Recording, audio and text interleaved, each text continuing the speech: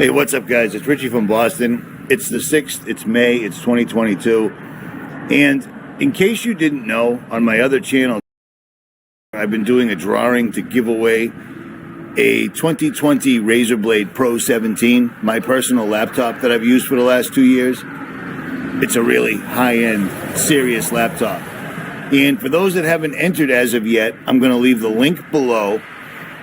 And all you have to do is say that you're in. Sunday at 6 p.m., the drawing is over. Broken Reality has already done the drawing list, but I'm going to give you guys a couple more days. All you got to do is like, share, and subscribe on that channel, and you're entered. And I will send this laptop to whoever wins it. It's a pretty good setup. If you know anything about laptops, a Razer Blade Pro 17, it's a serious laptop. And it just happened to be mine. So, there's that. And I'm going to talk about something in this video that is the most unnatural thing any human should ever witness, and yet everybody on Earth, for the most part, sees it every day and doesn't think a thing of it. And what I'm talking about is the sky.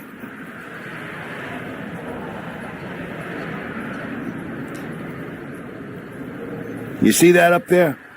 That little dot behind that mass of white stuff? That's the sun.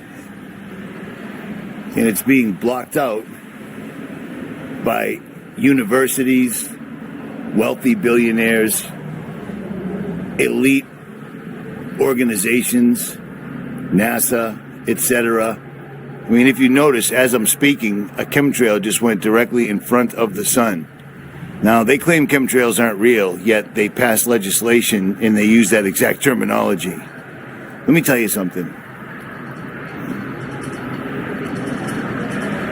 When I was a kid, when many of you were kids, on the 6th of May, we're in spring. And back in the old days, just a couple of decades ago, the sky was blue. The sky was blue every day. The sun was yellow. If a storm was coming in, it would move in. The sky would cloud up. We'd get rain, snow, hail, whatever. And then it would pass on. The sky would turn blue again, and the sun would be out. Well, that's all gone because they are spraying nanoparticulates into the atmosphere right now, blocking the sun and controlling and manipulating the weather. And they've been doing it for a long time, and they don't even hide it anymore. I started my entire YouTube journey documenting this because I didn't understand why all of a sudden airplanes were flying by and some of them would spray things in the sky that never dissipated. It just stayed there. And that was a chemtrail. Well, now they talk all about it, and they talk about things like chemtrails delivering smart dust all over Earth. People would be ingesting things like this. They're also talking about flying micro robots. Like, everything is out. Everything we've ever talked about is out there in the open, and people do not seem to care, and it's sad because this is not normal. It is not normal to look around and see make-believe clouds and a completely white sky, yet not one drop of precipitation within 50 miles of here in a radius. Do you see what I'm saying? It's absolutely unbelievable, and for many people, this is just normal. This is every day. They don't know anything other than what they're seeing right now. Well, it wasn't always like this. Myself and other channels have been talking about geoengineering, solar remediation, solar dimming for years. And sadly, for the most part, it fell on deaf ears. People just couldn't believe it. The mainstream media would fight back all the time, talking about ice crystals and Neil deGrasse Tyson. And I used to be a longtime listener of Joe Rogan. I liked how the topics that he touched, until he came out and said that chemtrails weren't real after talking to Neil deGrasse Tyson, and then completely kept pushing the moon landing. You can't go to the moon. The moon's not a rock. The moon's not a solid entity. The moon's something we can't even understand, sadly. And here's a little piece of evidence to back that up. For the people that do believe in chemtrails and think I just went off the rails with the moon landing, NASA, Neil Armstrong, Michael Collins, Edward Aldrin Jr., presented this moon rock to Dutch royalty, and it ended up in the Dutch National Museum. And then it only turned out that this wasn't a moon rock at all, that the 3 astronauts from NASA presented, it was petrified wood. Now, why in the world would they give them petrified wood? Because we can't go to the moon.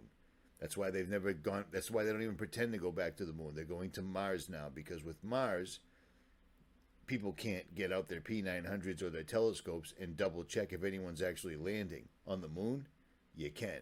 Do you see what I'm saying? I covered this a long time ago, and the video was probably still up on Richie from Boston, which is still up on YouTube. I just can't sign in or upload new videos or comment or do anything. I've been frozen out of that channel for over a year. I wonder why, at any rate.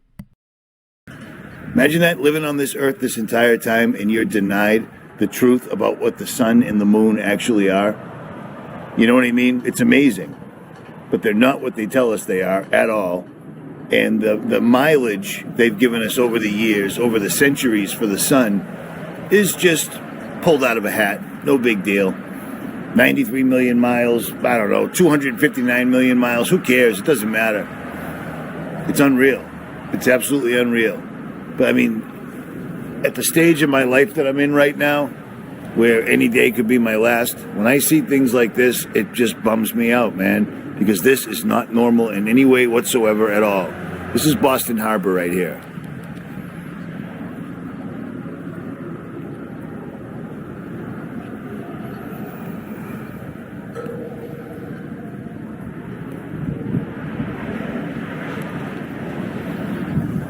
And the sky is completely white all day long. I saw them starting to spray it last night. I caught it, and it's amazing. You watch people sit here and they take videos and pictures of the sunsets where the sun is behind this thick blanket of nanotechnology woven together somehow, some way, that literally blocks out the sun completely. I mean, the sun is so powerful it can burn your skin if you're out there for too long in it. And yet these guys have figured out a method to completely and utterly obliterate it. Absolutely obliterate it. It's like living in England. You know what I mean? It's unbelievable. But let me just tell you something, especially for those kids that are in their teens and their 20s and their early 30s. This ain't normal. It didn't used to be like this at all. For time immemorial, it didn't used to be like this. And this is just, one of the major conspiracies that's been perpetrated against us. And sadly, when they presented us with the pandemic, this all fell to the wayside.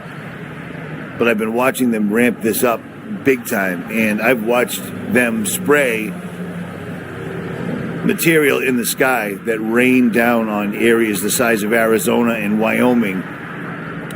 Spiderwebs all over everything that you really couldn't miss. And people just didn't care. Now, in that video, I made that prior to pulling up these websites.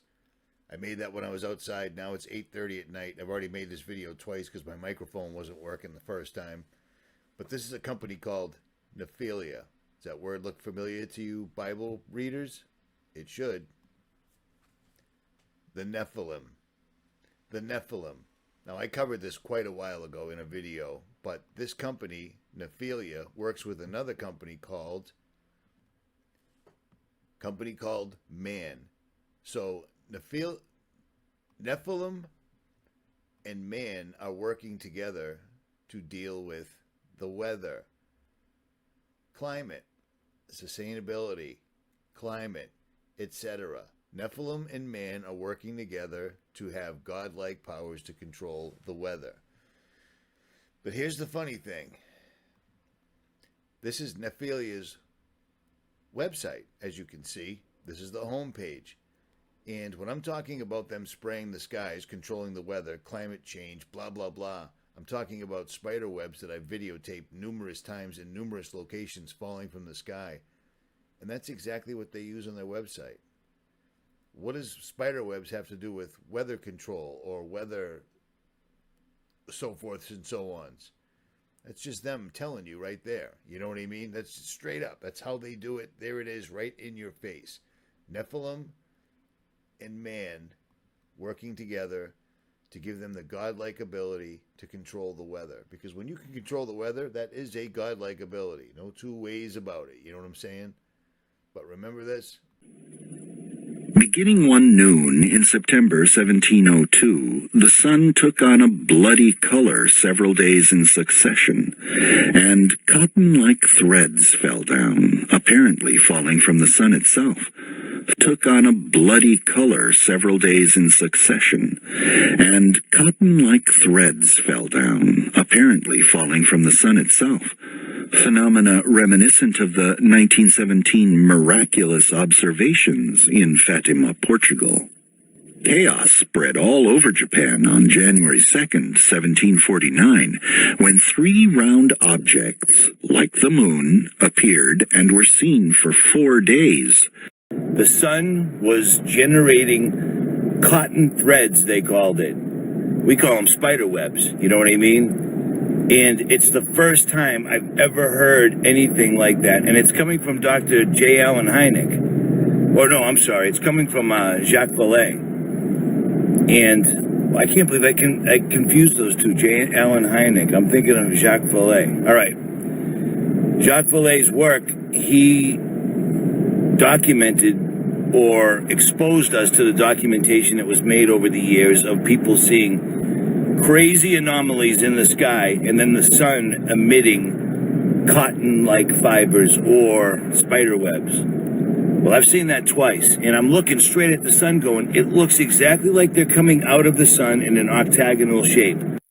There's more of it right there. On top of the truck, swinging from the trees. See this stuff? All over the place. And they were enormous. This looks like the stuff that I saw in the Mississippi on those telephone poles.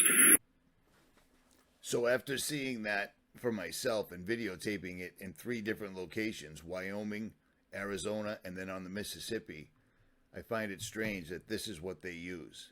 Do you see what I mean? You can't just keep saying it's a coincidence, because it's not. I made a video years ago where all the science magazines were talking about scientists crossed a goat with a spider so they could milk the goat and get the spider web material from the goat's milk, because they could get massive quantities of it. And they said they were going to use it for bulletproof vests to save our war fighters and spreading democracy, etc. And I always said it would be one hell of a type of material to use in the sky, because it would stay up there, it's strong as hell, and it could create a blanket that would completely and utterly block out the sun. Well, what do you know?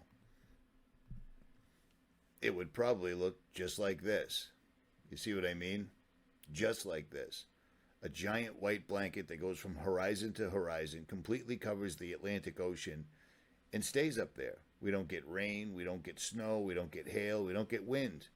It just blocks out the sun perfectly. Blocks out the entire sky and drops the temperature of the earth, which is not normal, but it's a godlike, with a little g, thing, and that's what they want.